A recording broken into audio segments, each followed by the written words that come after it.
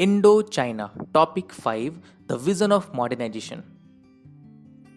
तो जब मॉडर्नाइजेशन और डेवलपमेंट की बात आई ना, तो वियतनामीज के लोग काफ़ी डाउट में थे, क्योंकि कुछ लोग ये सोच रहे थे कि क्या हमें अपना जो वियतनामीज कल्चर है, ट्रेडिशनल कल्चर, क्या हमें उसे ख़त्म कर देना चाहिए, और क्या हमें फ्रेंच कल्चर मतलब वेस्टर्न कल्चर को अपना लेना चाहिए। तो ये कन्फ्यूज़न के बीच ना दो तरह के लोग दिखे हमें। पहले तरह के लोग ऐसे थे जो सोचते थे कि नहीं, वियतनामीज ट्रेडिशन को ही मजबूत करना है और वेस्टर्न कल्चर को तो अपनाना ही नहीं है। और दूसरे तरह के लोग ऐसे भी थे जो सोचते थे कि नहीं यार, वियतनामीज को वेस्टर्न कल्चर से कुछ सीख लेना चाहिए, क्योंकि सही मायने में वेस्टर्न कल्चर बहुत ही ज़्यादा डेवलप्ड है वियतनामीज कल्चर से। लेकिन उनको हम यहाँ पे रूल करने नहीं देंगे। हमारा कंट्री है, हम ही लोग रूल करेंगे, पर अगर हम कुछ सीख पाए तो उनसे जरूर सीखेंगे। तो इन सब के बीच दो नेता जो बहुत ही ज्यादा पॉपुलर हो गए, पहला देखने वाले हम लोग फान बो चाउ। देखते हैं इनका क्या सोच था। तो ये थे एंटी कॉलोनियल रेसिस्टेंस वाले। मतलब ये नहीं चाहते थे कि बाहर से कोई आए और हमारे कंट्री में रूल करे, कॉलोनी सेटअप करे। दूसरा, इन्होंने एक फॉर्म किया रिवॉल्यूशनरी सोसाइटी, जिसका नाम था डुई टैन होई। 1903 में फॉर्म किया था इन्होंने। और जो फान थे ना, ये एक बुक भी लिखे थे जिसका नाम था the history of loss of Vietnam, जो कि बेस्ट सेलर था चाइना और वियतनाम में। सेकंड जो नेता है उनके बारे में देखते हैं, फान चू ट्रिंच। ये थे अगेंस्ट मोनार्की का, मतलब राजा महाराजा के शासन जो था ना, इसके अगेंस्ट थे। और इनका डिजायर था, इनका मन था कि यार डेमोक्रेटिक रिपब्लिक स्टैब्लिश हो वियतनाम में। डेमोक्रेटिक रिपब्लिक मतलब जो गवर्नमेंट जो लोगों ने चुना है वैसा गवर्नमेंट हो, और सबको इक्वल राइट हो वोट करने का। इसको बोलते हैं डेमोक्रेटिक रिपब्लिक। तो ऐसा गवर्नमेंट वो एस्टैब्लिश करना चाहते थे वियतनाम में। और ये वेस्टर्न कल्चर को सपोर्ट करते थे, लेकिन कॉलोनियल डोमिनेशन को नहीं करते थे। मतलब कि बाहर से लोग आए और यहाँ पे रूल करें, ये इनको पसंद नहीं था। पर इनको वेस्टर्न कल्चर को ये सपोर्ट करते थे, क्योंकि वेस्टर्न कल्चर बहुत ही ज़्यादा डेवलप्ड था वियतनामीज कल्चर से। तो ये जानते थे कि अगर हम उनको सपोर्ट करेंगे तो एग्रीकल्चर, इंडस्ट्रीज हमारे यहाँ का भी डेवलप हो जाएगा। अब एक टॉपिक हम देखने वाले हैं, other ways of becoming modern. मतलब दूसरा क्या तरीका है मॉडर्न होने का।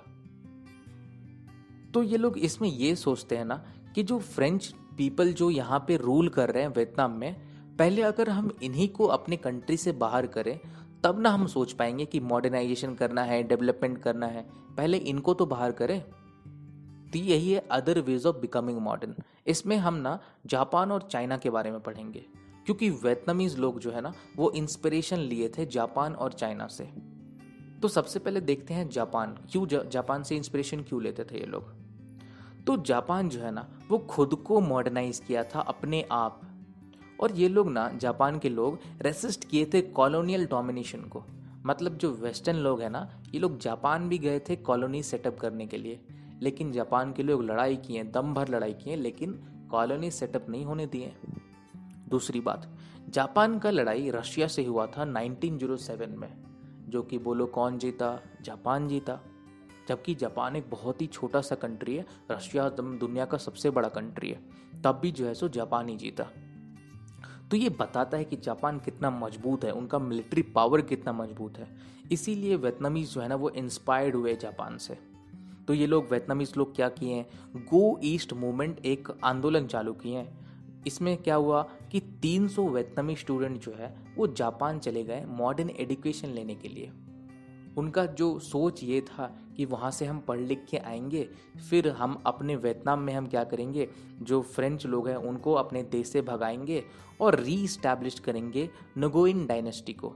जब मतलब नगोइन डायनेस्टी क्या है कि जब फ्रेंच पीपल आए थे रूल करने ना, उससे पहले नगोइन डायनेस्टी था।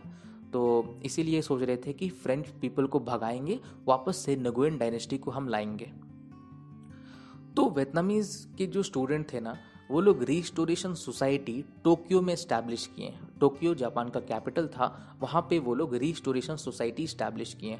लेकिन 1908 में जो जापानीज के मिनिस्टर थे ना, इंटीरियर मिनिस्टर, वो लोग जो है सो उनको थोड़ा सा डर लगा, क्योंकि ये ऐसा हो रहा था कि किसी कंट्री को हेल्प हम कर रहे हैं किसी दूसरे कंट्री से लड़ने के लिए। मतलब जापान हेल्प कर रहा है वियतनामीज को किससे लड़ने के लिए, फ्रेंच से लड़ने के लिए। इसीलिए जापान थोड़ा चिंता में आ गया और बोला कि नहीं, ये सब हमारे यहाँ नहीं चलेगा। इसीलिए वो लोग जो है सो फान बाओ चाऊ और उसके साथी को जो है सो वहाँ से भगा दिए। और भगाने से क्या हुआ कि लोगों को छुपने के लिए चाइना, थाईलैंड जाना पड़ा। अब हम देखने वाले हैं कि वियतनामीज के लोग चाइना से कैसे इंस्पायर्ड हुए। तो चाइना में डेवलपमेंट प्लस 1911 में चाइनीज पीपल क्या किए ना, मोनार्की मतलब राजा महाराजा को हटा करके रिपब्लिक सेटअप ले आए थे वहां पे। रिपब्लिक मतलब लोगों के हाथ में आ गया था वोट करने का पावर। तो ये सब चीज़ देख करके वियतनामीज बहुत ही इंस्पायर्ड हुए चाइना से कि अगर यार चाइना लड़ाई कर सकता है तो हम लोग अपने देश के लिए लड़ाई नहीं कर सकते क्या।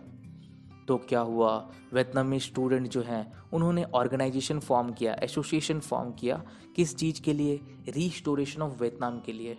मतलब कि जो फ्रेंच पीपल हैं उनको हमारे कंट्री से भगाना है और नुगुएन डायनेस्टी को वापस लाना है।